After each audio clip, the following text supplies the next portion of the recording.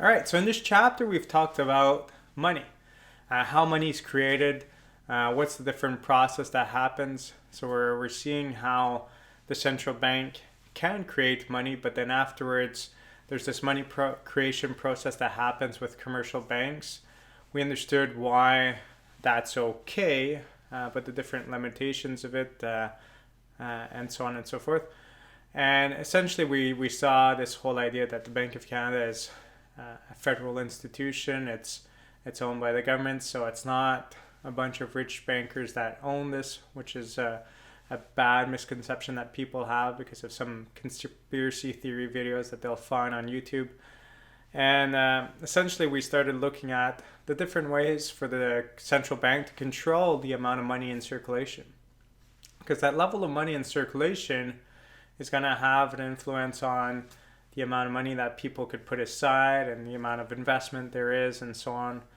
And it's really going to have an influence on stimulating the economy or contracting the economy. It's going to have an influence on inflation and everything else as well. So we really have to understand what are the mechanisms involved with how the government could decide to introduce more money or have less money being available. So it's a big discussion, but we've looked at changing the interest rate, changing the bank rate. So we've understood in this chapter that the Bank of Canada, one of its main techniques that it uses is it has the potential for changing the bank rate 8 times per year and at set meetings like every month and a half. And essentially at those meetings, they could either keep it steady or increase it or decrease it. And what they're influencing is the rate at which we observe on the overnight markets, which is the markets where commercial banks deal with one another, and how that has influence on other markets afterwards.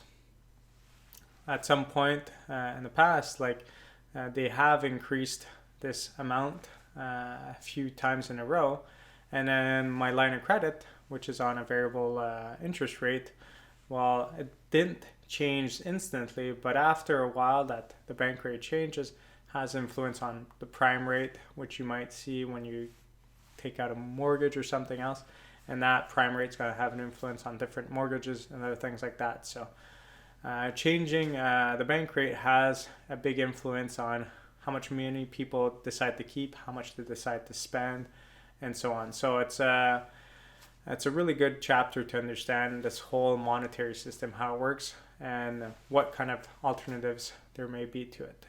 So I hope you enjoyed it.